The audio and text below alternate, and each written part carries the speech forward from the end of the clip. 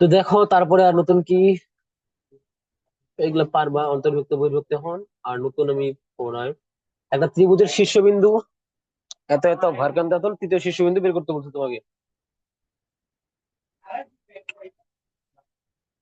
তো ভরকেন্দ্র কি এটা তো জানোই তাই না? ভরকেন্দ্র কি আসলে মনে করো, এই যেমন একটা ত্রিভুজ, এটা মধ্যপাত যে ছেদ বিন্দু, ঠিক আছে, এখানে একটা আঁকাইলাম। এই মধ্যপাত তোমাকে যে বিন্দু ছেদ করছে এটা আমার ভরকেন্দ্র না? তা ভরকেন্দ্র স্থানাঙ্ক আসলে কি হবে আমার? x1 plus x2 plus x3 divided by 3। আর ওয়াই এরটা হবে y1 plus y2 plus y3 divide by 3। এই সূত্র ইউজ করে করবা কিভাবে? তো তোমার দেখো আমার কি বলছে আমার ওই জানি এই যেটা আমার মানে তোমার ত্রিভুজের দুইটা শীর্ষবিন্দু দিয়ে দিচ্ছে, মানে এটা বিন্দু দিয়ে দিছে, শীর্ষবিন্দু এটা দিয়ে দিচ্ছে, আর এটা তুমি শীর্ষবিন্দু এক্স ওয়াই ধরে নিলা। আর তোমার তো ওই যে দিয়ে দিছে আবার ভরকেন্দ্র দিয়ে দিছে। তো ভরকেন্দ্র তোমার 6 সমান কি হবে তাহলে? নিচে তোমার 3 হবে, এখানে x1 কত তাহলে 2, আর x2 হচ্ছে তোমার 6, আর x3 হচ্ছে তোমার কত x, তাহলে 18 ইকুয়াল 8 প্লাস এক্স।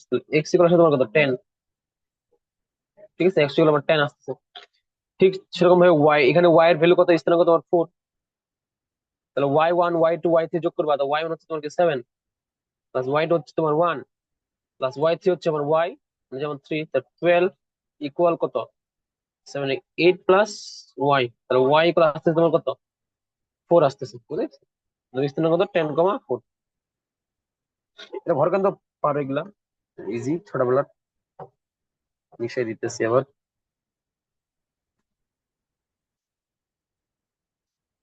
তারপরে আর কি বলছে পরামিতিক সূত্র মনে এখনই।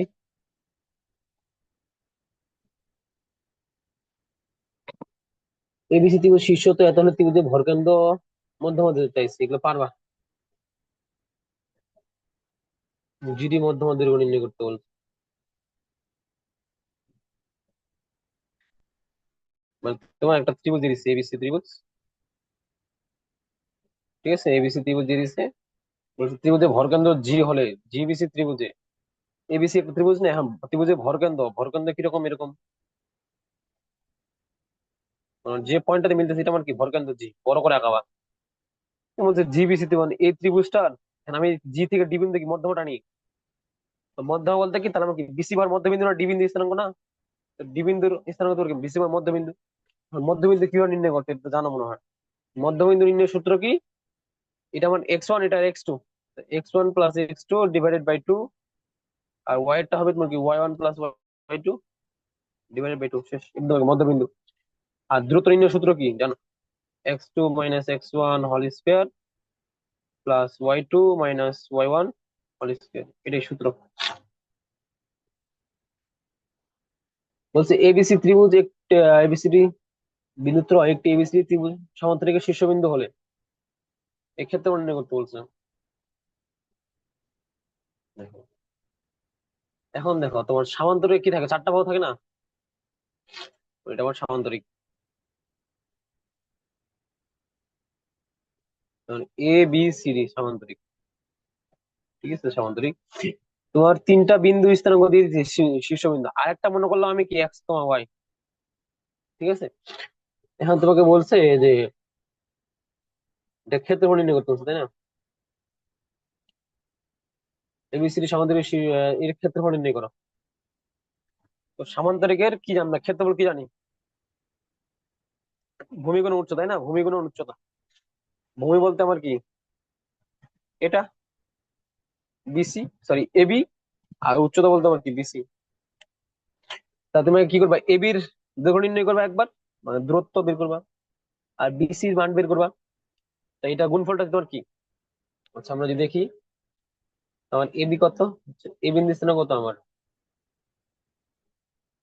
2559, তাই না? 2559 root over x2 minus x1, আমি তো এবি নিয়ে কাজ করবো তাই না? সরি এবি, হ্যাঁ এবি দূরত্ব বের করা। আমরা কি জানি এবি দূরত্ব তাহলে কি নির্ণয়, সূত্র জানো না, x two minus x y যেটা লিখলাম। এবি দূরত্ব তুমি বের করতে যাও, তাহলে এক্স টু 5 - 2 মানে 3 স্কোয়ার প্লাস ওয়াই টু 9 - 5 তাহলে 4 স্কোয়ার। তো কত আসে? তোমার 25। তাহলে তোমার 5 আসে, তাই না? 16 আর 9 25, তো 5। তো একটা মান পাইলাম আমি 5। আর হচ্ছে তোমার বিসি মান নির্ণয় করি এবার, বিসি। বিসি মান কত আসবে তোমার? বিসি হচ্ছে আমার x two minus x one তাহলে 4, y two minus y one তোমার 3। এখানে কত? 5, তাই না? এখানে তো 5। ক্ষেত্রফল কত আসতেছে তাহলে আমার দেখো।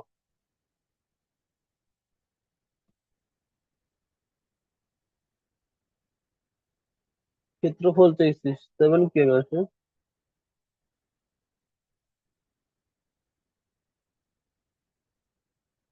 হাফ ইন্টু সামান্তরিক ক্ষেত্র, ভূমি কোনো উচ্চতা না,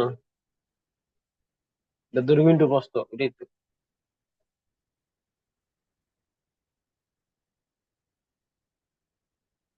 4।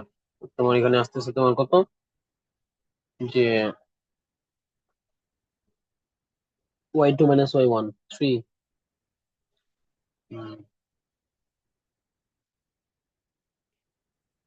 তো এই সূত্র দিয়ে না করে তুমি একটা কাজ করতে পারো, ঠিক আছে? কি কাজ করতে হবে তোমাকে আগে?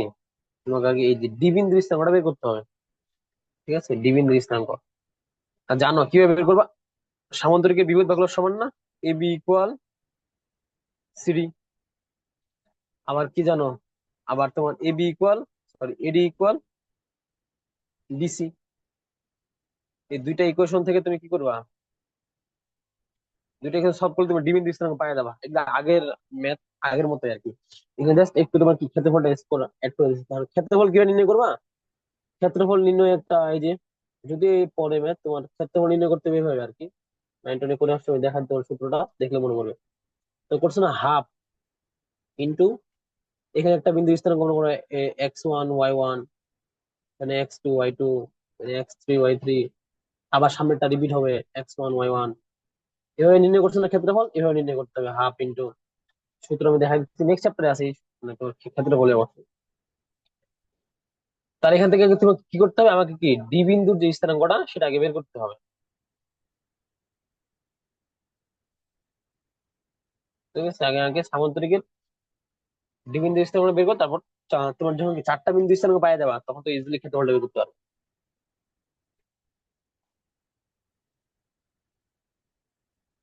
বলছে এবিসিডি রম্বসের এ সি এবং বি শীর্ষে এক অক্ষের বলছে, তো রম্বসটা বর্গ নয়, প্রান্ত দৈর্ঘ্য নির্ণয় করো। ওটা লাগবে না। এই যে বিনিময়টা বলছে, একটা আয়তক্ষেত্রে একটা বাহুর প্রান্ত বিন্দু এত, এর কর্ণের দৈর্ঘ্য এত একক, অপর কর্ণের প্রান্ত দৈর্ঘ্য নির্ণয় করতে বলছে তোমাকে। মানে কি, দেখো, মানে আমার একটা আয়তক্ষেত্র, আয়তক্ষেত্র দেওয়া আছে এরকম,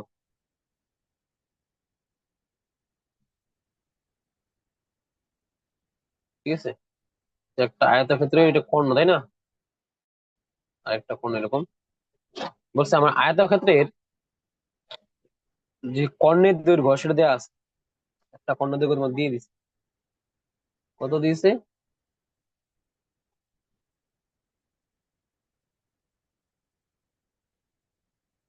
একটা আয়তক্ষেত্রে একটা বাহুর প্রান্ত বিন্দু, একটা বাহুর প্রান্ত বিন্দু এত এত, এবং কর্ণের দৈর্ঘ্য আটক, অপর কর্ণের প্রান্ত দৈর্ঘ্য নির্ণয় করতে বলছে। হুম।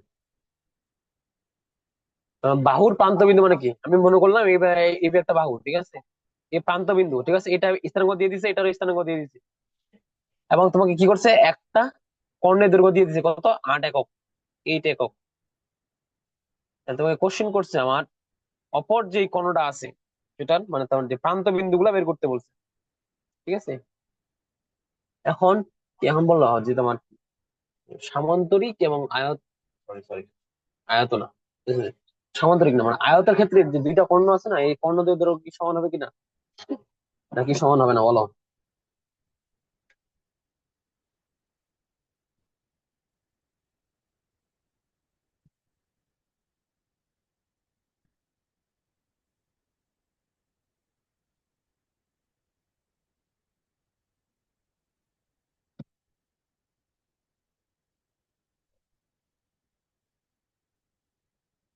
কোশ্চিন জিজ্ঞাসা করছি যে আমি যে একটা আয়তক্ষেত্রের কর্ণদৈর্ঘ্য সমান হবে কিনা, কর্ণদৈর্ঘ্য দৈর্ঘ্য সমান হবে কিনা।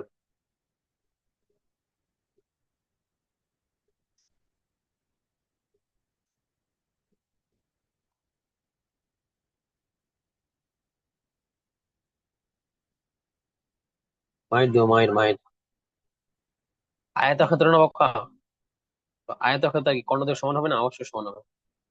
তো সামান্তরিক বলি নাই, ঠিক আছে, সামান্তরিক হলে তোমার কি সমান হতো না?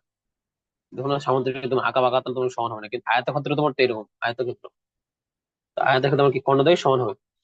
কিন্তু তোমাকে কি করতে হবে, দুইটা আয়তক্ষেত্রের কি তাহলে এর একটা দেওয়া আছে 8 একক, তাহলে অপরটা 8 একক হবে না? তখন তোমাকে ডিস্টেন্সের সূত্র দিয়ে ওটা বের করতে হবে।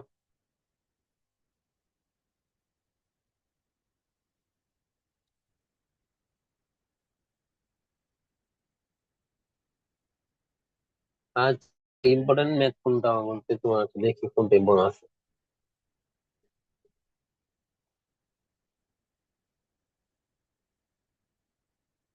বলছে এত বিন্দুদের সংযোগ রেখাংশ এক্স অক্ষ এবং ওয়াই অক্ষ যে অনুপাতে বিভক্ত করে সেটা নির্ণয় করো।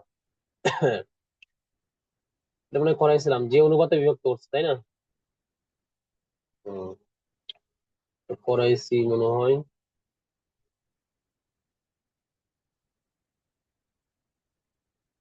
আর কি আছে এখানে, এই যে এটা আবার এই অভিবিন্দু স্থানাঙ্ক যথাক্রমে এত দিয়ে দিচ্ছে এবং সি পর্যন্ত বর্ধিত করা হচ্ছে নাকি 3 ABC ইকুয়াল 2 BC হয়। তোমাদের এটা এসডব্লিউ থাকবে, আমি একদিন দেখবো কি করছো। ঠিক আছে, আগে প্রথমে যে ম্যাথটা করলাম আমরা তাই না, এটা আমার কি ছিল, আমার এবি রেখাটা ছিল, এবি ছিল আমার, আমি এবি কে সি পর্যন্ত বর্ধিত করছিলাম তাই না? তো ঠিক এখানে তোমার বলছে আমার এবি কে সি পর্যন্ত বর্ধিত করলাম, এমন ভাবে বর্ধিত করলাম যাতে আমার কি 3 AB ইকুয়াল 2 BC হয়। তো তোমাকে কি করতে হবে, আগে এসি বের করতে হবে না, তাহলে এবি আর বিসি যোগ করতে হবে। তাহলে উম্মতটা হবে কত জানতো না, 5:2 অনুপাত হবে। ঠিক আছে, দেখ করবো আগেরটা যেরকম ঠিক একবার হুবহু এরকম, জাস্ট খালি কি মানটা আলাদা হবে, বাকি সব নিয়ম সেম। আর এটা আগে করাইছে, এখন বলো এই 5 নাম্বারটা কি করে দিব নাকি, নাকি আগে করে, আগে করাইছি বা মনে আছে কিনা, যে দুইটা বিন্দুদের সংযোগ রেখাংশ যখন আমার কি এক্স অক্ষ এবং ওয়াই অক্ষকে ছেদ করবে বা ছেদ করছে, যে অনুপাতে ছেদ করছে সেই অনুপাতটা বের করতে বলছে।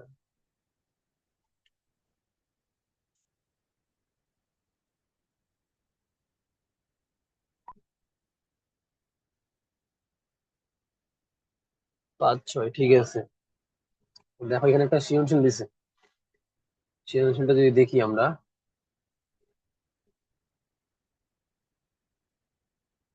হুম, বলছে এবিসি ত্রিভুজের দুইটা শীর্ষবিন্দু, ঠিক আছে, এবিসি ত্রিভুজে আমার করার তোর শীর্ষবিন্দু থাকে 3টা তাই না? আমার একটা ত্রিভুজের 3টে শীর্ষবিন্দু থাকে, কিন্তু আমার দুইটা শীর্ষবিন্দু দিয়ে দিছে আর একটা দেয় নাই। যেমন এবিসি ত্রিভুজ বলছে আমার কি দুইটা শীর্ষবিন্দু এ আর বি দিয়ে দিছে, সি দেয় নাই। এতকে পোলার রূপান্তর করে, এটা জানো, এটা তোমার কি কার্তেশীয়, এটা মানে কি এক্স, এটা ওয়াই, পোলার করতে হয় কি, পোলার মানে কি আর আর থিটা, এটা জানো, সূত্র আছে, পড়াইছে, এগুলো করবা ইজি। বলছে এবি বাহুর সমত্রিখণ্ডক বিন্দুর সাথে সি বিন্দু, এবি বাহুর সমদ্বিখণ্ডক, এই যে আমার এবি বাহু, এবি যে একটা বাহু হয়, ঠিক আছে, আমি এখন এবি বাহুটাকে এদিকে লিখলাম, এবি একটা বাহু, ঠিক আছে, এবি একটা বাহু, এবির স্থানাঙ্ক দিয়ে দিছি তোমাকে। বলছে এবি এর সমদ্বিখণ্ডক বিন্দুর সাথে সি বিন্দু যে ত্রিভুজ গঠন করে তার ভরকেন্দ্র এত হলে সি বিন্দু স্থানাঙ্ক বের করতে হবে। এখন তোমাকে আগে এই জিনিসটা বের করতে হবে, এবি বাহুর সমত্রিখণ্ডক গুণ বলতে কি বুঝাইতো, তোমার সমত্রিখণ্ডক বলতে কি বুঝাই। তাহলে এবি এর সমত্রিখণ্ডক মানে কি জানো? তাহলে এবি এর সমদ্বিখণ্ডক মানে হচ্ছে আমার এবি কে আমি 3টা সমান ভাগে ভাগ করছি, ঠিক আছে। এখন সমান তিনটা ভাগে ভাগ করলাম, এবি কে আমি কয়টা বিন্দু দ্বারা, দুইটা বিন্দু না, পি এবং কিউ না, নাকি তোমাকে এই পি এবং কি বিন্দুর স্থানাঙ্ক নির্ণয় করতে হয়। আমি তোমাদের শিখাইছি সমত্রিখণ্ডক বলতে কি বোঝায়, তাহলে আমার কি এখানে, তাহলে পি বিন্দুটা আমার এবি কে কি করছে 1:2 অনুপাতে অন্তর্ভুক্ত করছে, আর কিউ বিন্দুটা এদিক তোমার কি 2:1 অনুপাতে অন্তর্ভুক্ত করছে তাই না? কে বুঝলাম 1:2, দেখুন পিটা আমার এর থেকে কত আছে 1 ভাগ, এদিকে আছে 2 ভাগ, তা 1:2।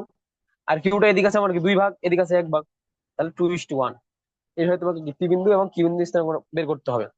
তা তোমার আলটিমেটলি তোমার চিত্রটা কিরকম হবে দেখাই আমি তোমাদের। চিত্র হবে তোমার এরকম, আমার এবিসি একটা ত্রিভুজ, ঠিক আছে। এখন এবি এর যে সমত্রিখণ্ডক বিন্দু, এই যেটা আমি যদি ধরি পি আর কিউ, বলছে এবি এর সমত্রিখণ্ডক বিন্দু বা বিন্দু দ্বয় আমার সি বিন্দুর সাথে যে ত্রিভুজ গঠন করছে, এই যে সি বিন্দুর সাথে একটা ত্রিভুজ গঠন করছে না, তো এটা একটা ত্রিভুজ হয়ে গেল না।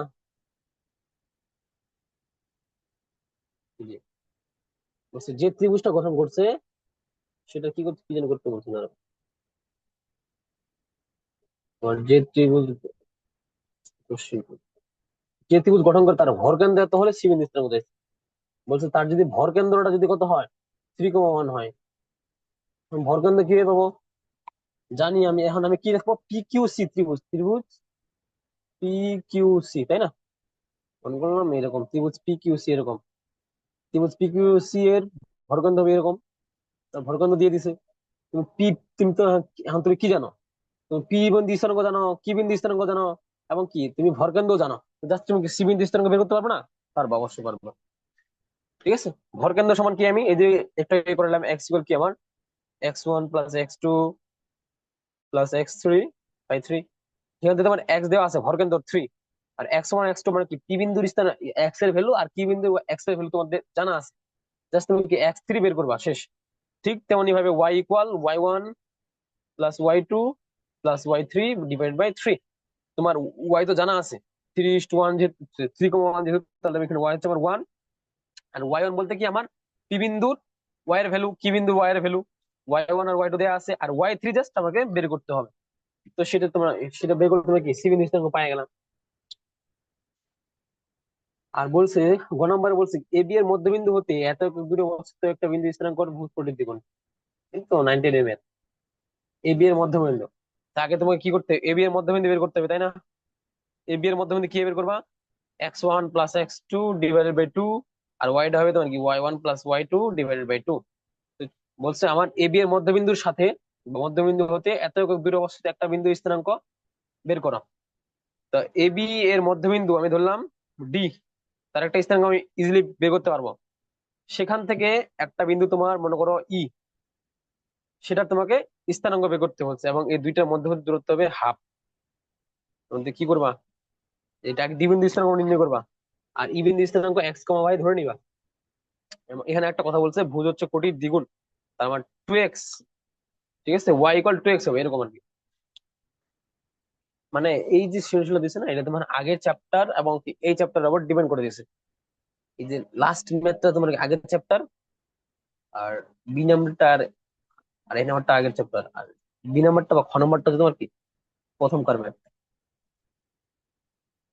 বলো কোনো সমস্যা কিনা, কোনটা বুঝো নাই বা কোন থিওরি, হ্যাঁ তোমাদের থিওরি মাথায় রাখতে হবে, ঠিক আছে। এখানে অনেক সূত্র, সরলরেখা মানে হিউজ পরিমাণ সূত্র, হ্যাঁ তোমরা যদি মাথায় না রাখো, কোন সময় কোনটা ইউজ করতেছি, মধ্যবিন্দু কিভাবে নির্ণয় করতেছি, আমি আমি তোমার ভরকেন্দ্র কিভাবে বের করতেছি, এগুলো তোমাদের সবগুলো করতে হবে। অন্তর্ভুক্তি কখন, কখন বহির্বিভক্তি, ঠিক আছে। তো আমি 3.B শেষ করলাম, ঠিক আছে। তো তোমার 3.B পর্যন্তই থাকবে, ঠিক আছে। আরেকটা লিঙ্ক দেবো, এটাতে ঢুকবা, কেমিস্ট্রি আছে।